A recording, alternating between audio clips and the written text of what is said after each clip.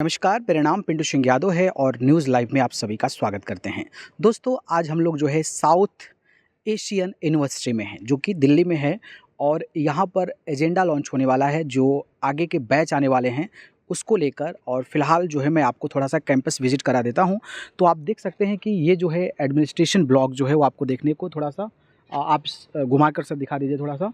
तो administration block है, जहाँ पर आप देख सकते हैं कि कितना ज़्यादा ग्लोरियस सारी चीज़ें देखने को मिल रही है। इस साइड आप आते हैं तो आप देख सकते हैं कि वहाँ पर एकेडमिक ब्लॉक जो है वो आपको नज़र आ रहा है और पूरा का पूरा ग्रीनरीज का जो है वो ध्यान दिया गया है।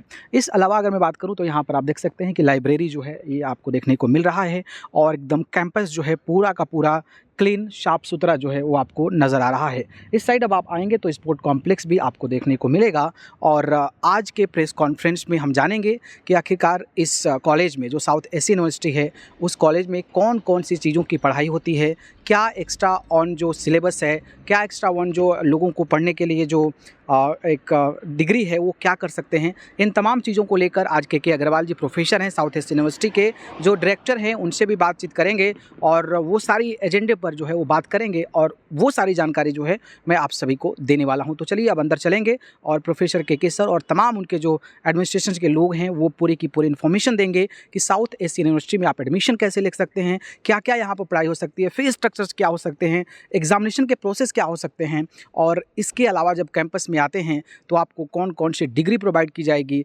इसके अलावा आपको फैसिलिटीज़ की बात करें तो इसमें हाई क्लास की अगर मैं बात करूँ तो हॉस्टल की फैसिलिटीज़ है, मेस की फैसिलिटीज़ है, स्पोर्ट कॉम्प्लेक्सेस हैं, स्विमिंग पूल हैं, एक हाई-टेक लाइब्रेरी है, कंप्यूटर लैब है, तमाम जो चीज़ें हैं वो यहाँ पर आपको प्रोवाइड भी की जाएगी। तो साउथ एशियन यूनिवर्सिटीज़ के डायरेक्टर जी से हम बातचीत भी करेंगे और जानने की कोशिश करेंगे कि आखिरकार आप इस कॉलेज में किस तरीके से, यूनिवर्सिटी में किस तरीके से एडमिशन्स करा सकते हैं और उसके क्या प्रोसीजर होते हैं। तो चलिए फिर अंदर चलते हैं और सर का प्रेस कॉन्फ्रेंस अटेंड करते हैं।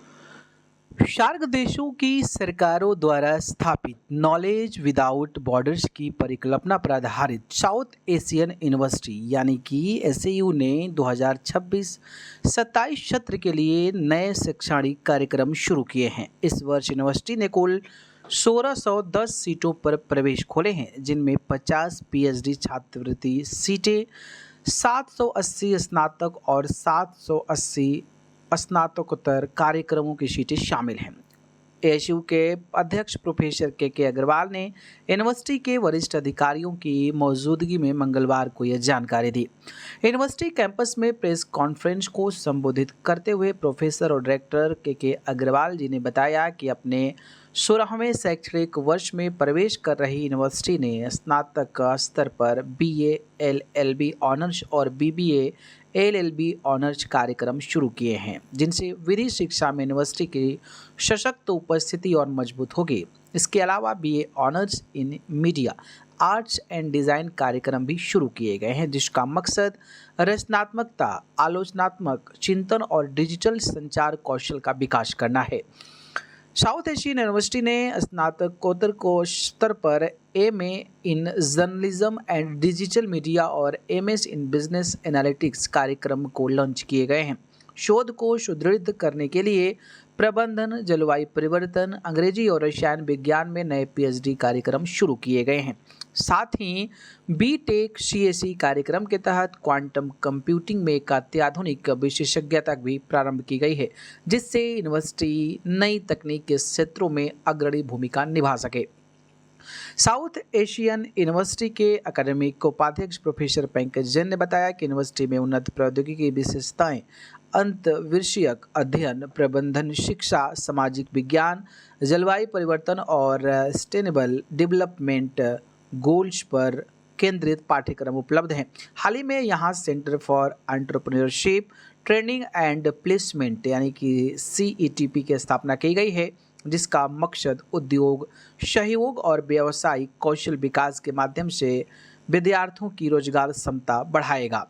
प्रवेश निदेशक प्रोफेसर कविता खन्ना ने बताया कि आवेदन की अंतिम तिथि 10 अप्रैल 2026 है तथा प्रवेश परीक्षा 25 एवं 26 अप्रैल 2026 को आयोजित की जाएगी। विस्तृत जानकारी यूनिवर्सिटी के वेबसाइट www.acu.int पर आपको मिल जाएगा और मैं डिस्क्रिप्शन में भी लिंक डाल दूंगा ताकि आप लोग इन सारी चीज़ों को देख सकें।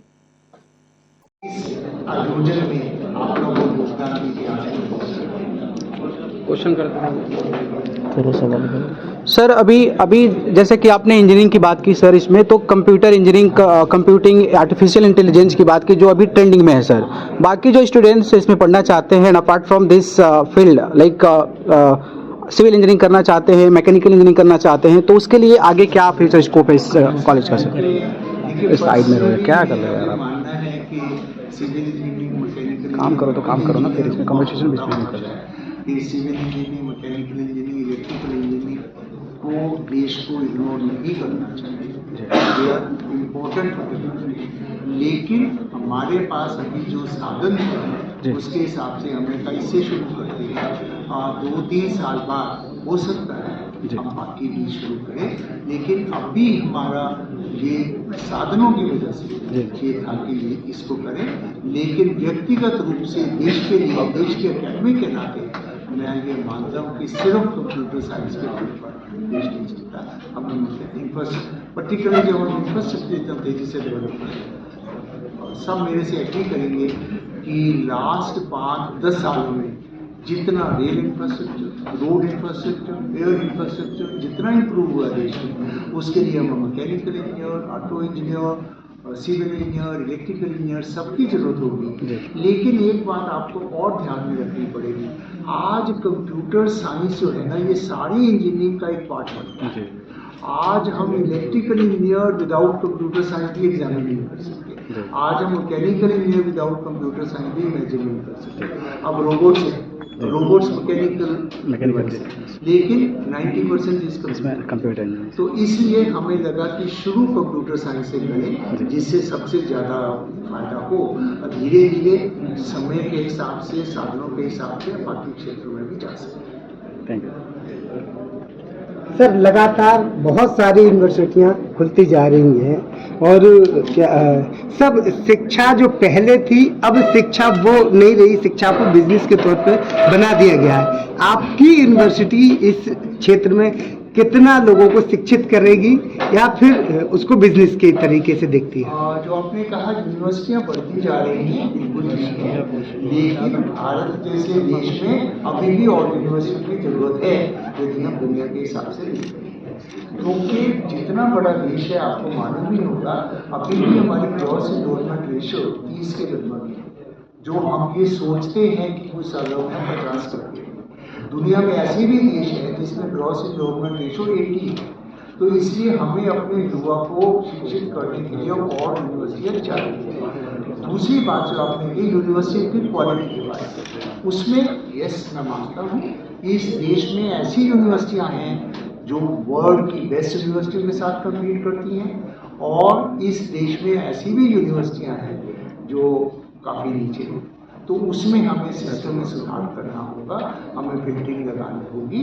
हमें उसका एक तरीका यही है कि हम अच्छी यूनिवर्सिटियों की संख्या को बढ़ाएं, अच्छी यूनिवर्सिटियों में बच्चों की संख्या को बढ़ाएं, ताकि दूसरों को प्रोत्साहन न मिले और वो अपने आप मार्केट से निकल जाए। वही एक साधारण आसान तरीका है जो हमें करना पड़ेगा। इस यूनिवर्सिटी में क्वालिटी के साथ खिलवाड़ पिछले 15 साल में ना हुआ, आप लोगों का यह हुआ। Okay sir, thank you.